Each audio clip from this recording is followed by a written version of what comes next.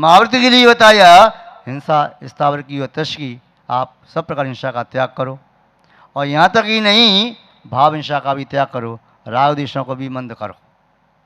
तो महान भाव जो इंद्रिय संयम पालन करने में समर्थ होता है वह प्राणी संयम भी पाल पाता है। देशवती के जीवन में वह 5 इंद्रिय नियंत्रण नहीं है, मन नियंत्रण नहीं है, और 5 स्थावर जीवों की रक्षा का संकल्प नहीं है, केवल तश हिंसा का त्याग किया है। इसलिए 12 प्रकार की अवृत्ति में से उनके पास केवल एक ही वृत्ति है और 11 अवृत्ति हैं, और 11 अवृत्ति होने से, एक वृत्ति होने से उसे पूर्ण वृत्ति नहीं कहा जा सकता, पूर्ण संयमी नहीं कहा जा सकता। माधव सेन त्रिवेदी ने कातूनमाला में लिखा है कि जैसे श्वान का कान काट दो तो श्वान सिंह नहीं हो जाता, ऐसे ही श्रावक ने एक अवृत्ति का त्याग कर दिया तो महावृत्ति नहीं हो गया। महावृत्ति तब होता है जब समग्र अवृत्ति का त्याग करता है। महान भाव संयम मोक्ष का साक्षात हेतु है। संयम कहिए तो चारित्र मोहनी कर्म का उपशम या क्षय, और सुख कहिए तो चारित्र मोहनी कर्म का क्षय। ज्यों ज्यों चारित्र मोहनी कर्म का उपशम क्षय बढ़ता जाता है त्यों त्यों जीवन में सुख शांति आती है। सुख क्या है? वीतरागता सुख है। विरागता सुख का प्रारंभिक सूत्र है, और राग दुख है। राग ही दुख है, और राग के साथ पीछे रहने वाला साथ में द्वेष है। राग और द्वेष एक सिक्के के 2 पहलू हैं, जहाँ राग है वहाँ पर द्वेष नियम से रहता है, किंतु राग ही दुख है, राग द्वेष ही दुख है, चारित्र मोहनी ही दुख है। यह मोहनी कर्म ही दुख का दूसरा नाम है। तो ये मोहनी कर्म का कम होना यही संयम कहलाता है, यही चारित्र कहलाता है, और यही सुख कहलाता है। असंयम का नाम है 5 पाप। 5 पाप कहो या दुख कहो एक ही बात है, संयम कहो या सुख कहो एक ही बात है। जिस बिना नहीं जिन राज सीजे तू रुलो जौ कीच में। जिसके बिना जिनराज भी मोक्ष प्राप्त नहीं कर सकते। जो संसार भी से सुख होता तीर्थंकर क्यों त्यागी। काहे को शिव साधन करते संयम सो अनुरागी। संसार में सुख नहीं है, सुख तो आत्मा में है, किंतु सुख कौन सी आत्मा में है? जो आत्मा संयम से सहित है उस आत्मा में सुख है, जो आत्मा संयम से रहित है उस आत्मा में दुख है। संसार में तीनों लोकों में देख लिया, सुख कहीं नहीं मिला। तीनों कालों में सुख संसार में कहीं नहीं है। आप पढ़ती नाम बिना निर्धन दुखी तृष्णावश धनवान। कबहु न सुख संसार में सब जग देखियो शान। कबहु न सुख संसार में और कहूँ न सुख संसार में। संसार में सुख कहीं भी नहीं है और कभी भी नहीं है, सब जगह देखो शान। इस संसार का एक एक प्रदेश लोकाकाश का देख लिया, प्रत्येक प्रदेश पर दुख है। दुख आकाश के प्रदेश पर नहीं, दुख हमारी आत्मा में है। क्योंकि हमारी आत्मा में कर्म बंधी। जब कर्म आत्मा से अलग हो जाएंगे तो आत्मा आकाश के किसी भी प्रदेश पर रहे वहीं सुख दिखाई देगा। सिद्ध क्षेत्र में, सिद्ध लोक में, जहाँ सिद्ध परमेश्वरी विराजमान है, अनंत सुख का अनुभव कर रही हैं, वहीं पर निगोदिया जी भरे पड़ी। वे निगोदिया जी कर्मों से बंधी है तो दुख का अनुभव कर रहे। इसी संसार में अनंत परमेश्वरी इस भूमि से 5 साधन से ऊपर गंधकुटिया समुद्र में विराजित हैं, अपनी आत्मा अनंत सुख का अनुभव कर रही हैं। वहीं समुद्र में विराजित असंयमी व्यक्ति है, वह दुख का अनुभव भी कर सकता है। महान भाव संयम ही सुख है और असंयम ही दुख है। अब संयम को प्राप्त करना है, असंयम को छोड़ना है। संयम ज्यों ज्यों बढ़ता जाएगा, ज्यों ज्यों बढ़ता जाएगा त्यों त्यों व्यक्ति आत्मा के वैभव को प्राप्त करता जाएगा, और संयम से ज्यों ज्यों दूर होता चला जाएगा त्यों त्यों व्यक्ति दुखों को प्राप्त करेगा। इंद्रिय सुखों से किसी की तृप्ति आज तक हुई नहीं। इंद्रियां कभी तृप्त होती नहीं। इंद्रियों से कितना भी भोग भोगो, इंद्रियां थक जाती हैं, भोग नष्ट नहीं होते। किसी राजा की सेज एक दासी नित्य पुष्पों से तैयार करती थी। एक दिन राजा बाहर गए हुए थे, उस दासी ने सेज को सजाया। उसके मन में आया कि मैं देखूं तो सही, नित्य पुष्प लाती हूँ, राजा की सेज सजाती हूँ, इस सेज पर सोने पर क्या आनंद आता होगा। और वह राजा बाहर गई, जब तक आएंगे 1 मिनट के लिए बैठ करके लेट के देखूं। वह दासी वो पुष्प की सेज पर बैठी, थोड़ा लेटी, सही वो साथ नींद आ गई। नींद आ गई तब तक राजा लौट के आ गया। देखा अंगरक्षक वगैरह सब साथ में थे कि राजा की सेज पर दासी विश्राम कर रही है, इतनी हिम्मत। और सेवकों ने जो थे राजा के अंगरक्षक, उठाया कूड़ा और दासी पर कूड़ा बरसाने लगे। दासी एक कोड़े से नींद खुली, उठ के बैठी, देखा तो कोड़ों की मार पड़ रही है। कहने का अवसर ही नहीं मिला, दासी को पूछ भी नहीं पाया, क्षमा भी नहीं मांग पाई, कोड़ों की मार। किंतु कोड़ों की मार सह करके भी दासी पहले तो कष्ट हुआ तो रोई, बाद में हंसने लगी, अट्टहास करने लगी। अब राजा को आश्चर्य हुआ कि इसमें इतनी कोड़ों की मार पड़ी तब भी रो नहीं रही, हंस रही है। राजा ने कहा ठहरो, इसके हंसने का कारण पूछो, क्या बात है। रहने दो महाराज, रहने दो, कोई बात नहीं, आप तो अपना काम, अपनी आज्ञा दीजिए। मैंने अपराध किया, गुनाह किया, तो आप उसकी सजा दीजिए, कोई बात नहीं। हंसने का कारण क्या है। महाराज बस छोड़ो, आप सुनेंगे तो आप फिर नाराज होंगे, क्षमा करें तो मैं बताऊं। हाँ, इस पुष्प की सेज पर मैं थोड़े क्षण भर के लिए सो गई तो मेरे को इतनी कोड़ी पड़ी। मैं सोच रही थी आपने तो सेज पे सोती हो, आपको नरक में जाके कितनी कोड़ी पड़ेंगी, मैं आशा कर रही थी। महानुभाव, अभिप्राय ये है कि व्यक्ति वास्तव में एक प्रतिकूलता सहन नहीं करता। जो प्रतिकूलता सहन करता है उसके आनंद का कोई पारावार नहीं। यदि खाने में नमक कम है तो क्या होता है, वहीं चढ़ जाती हैं, आंखें लाल हो जाती हैं। यदि कोई चीज़ ठंडी है, गर्म चाहिए, तो फिर व्यक्ति फेंकता है, ये नहीं खा सकता मैं, मालूम नहीं आपको मैं कैसा खाता हूँ। या कहीं और कोई प्रतिकूलता हो गई, सहन नहीं करता, खिड़की खुली रह गई या कोई और चीज़ हो गई, वे प्रतिकूलता को सहन नहीं करता, उसे सब अनुकूलता चाहिए। और बिना पुण्य की अनुकूलता मिलती नहीं, कितनी भी अनुकूलता बनाओ, अनुकूलता सब बन नहीं पाती। किंतु जो व्यक्ति प्रतिकूलता को सहन करता है तो प्रतिकूलता भी उसे अनुकूलता जैसी लगती है।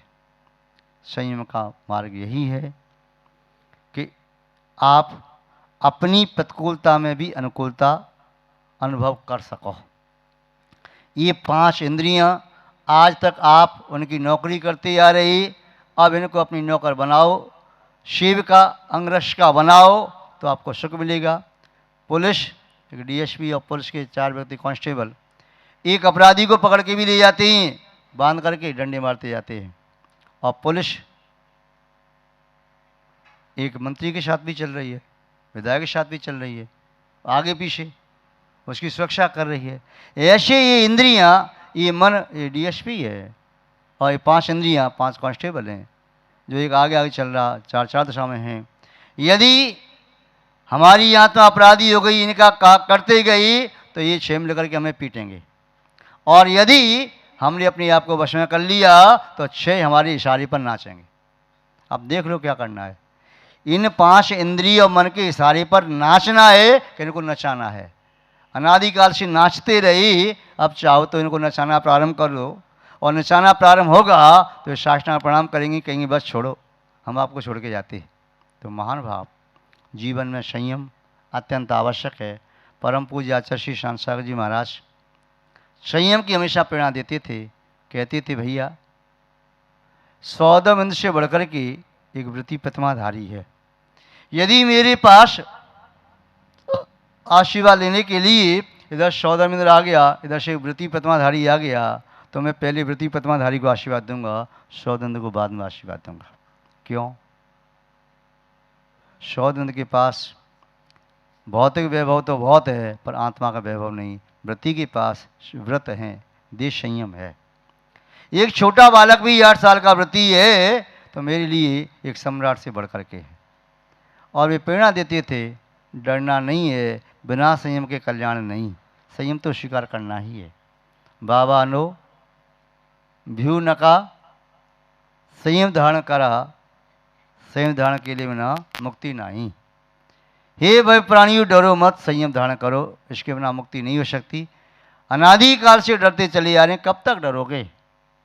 इसलिए संयम को स्वीकार करो। वो कहते थे अतिचारों से डरो मत। कोई व्यक्ति आपको बहकाए भटकाए, व्रत मत लेना, दोष लगेंगे, नहीं तो नरक में जाना पड़ेगा, टूट जाएगा, तो बोले ये बात कहने वाला है, भक्ति धर्म का घात करने वाला है। व्रतों की प्रेरणा देना चाहिए। बोले इस काल में और चौथे काल में भी सम्यक्त भी निर्तिचार नहीं है, संयम का निश्चय पालन कैसे होगा? भावना रखो, व्रती बनो, महाव्रती बनो और आगे बढ़ो। जो घोड़े पर चढ़ के दौड़ता है वही गिरता है, जो जमीन पर पहले से लेटा वो क्या गिरेगा? तो मिथ्या दृष्टि असीमित तो जिम्मे पड़ा हुआ है। आप मोक्ष मार्ग में संयम के घोड़े पर सवार होकर दौड़ोगे, हो सकता है गिर भी सकते हो, नहीं भी गिरो, किंतु घबराना नहीं, गिर जाओ उठ करके फिर बैठ जाओ, फिर दौड़ो। तो संयम के अश्व पर सवार हो जाओ, इस रथ में सवार हो जाओ, तो ये रथ आपको निस्संदेह मोक्ष के द्वार तक पहुंचा देगा। भगवान नेमना स्वामी ने पशुओं की किलकारी सुन करके अपनी आत्मा को जाना कि मेरी आत्मा भी ऐसी है, और सब असंयम का परित्याग करके यथाजा दिगंबर दीक्षा स्वीकार की। 9 भव की प्रीति तोड़ने में 9 सेकंड का समय नहीं लगा। भरत चक्रवर्ती को 10 प्रकार के भोग, उत्तम भोग, 96 दिव्यांगनाओं जैसी सुंदर रानियों को छोड़ने में 96 सेकंड का समय नहीं लगा।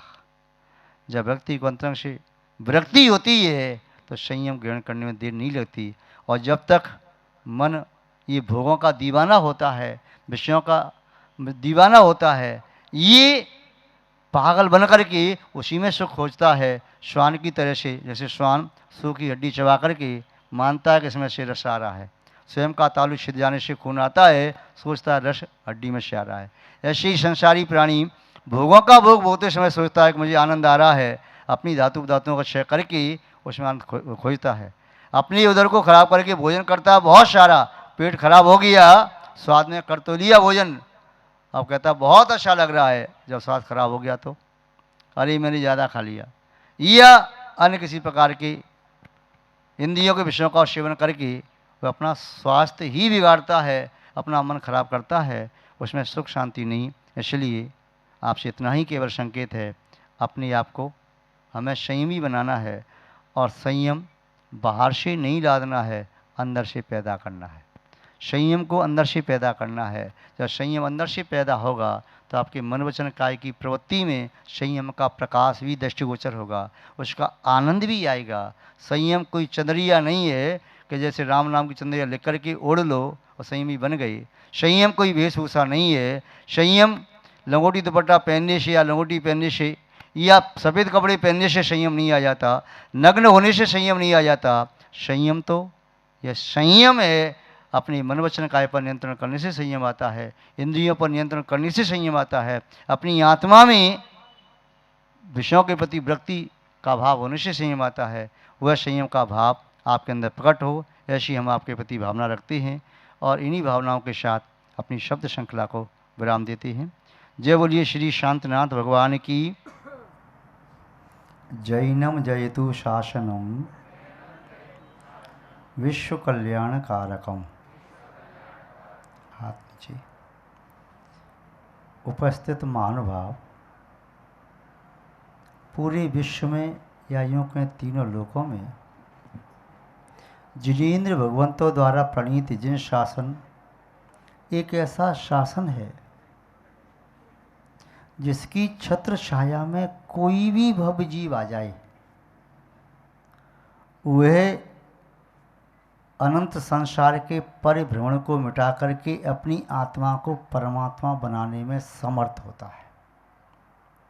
जिन शासन के अतिरिक्त कोई दूसरा शासन तीनों लोकों में न था, न है, न हो सकेगा।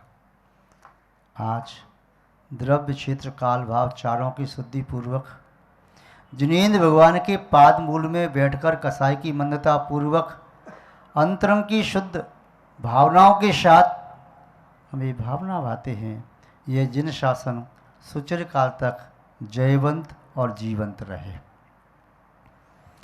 धर्म स्नेही सत श्रद्धालु, यहाँ पर उपस्थित आप सभी भव्यवर पुंडरीक पुण्यात्मा महानुभाव,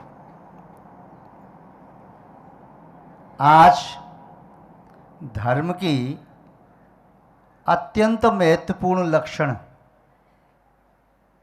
उत्तम तप धर्म के संबंध में थोड़ी चर्चा करते हैं। इस उत्तम तप धर्म का संबंध ऐसा लगता है प्रयोजनभूत 7 तत्वों के 7वें नंबर का जो तत्व है मोक्ष तत्व, उसे माना सीधा संबंध है। ये तप निर्जरा का साक्षात हेतु है और मोक्ष का परंपरागत।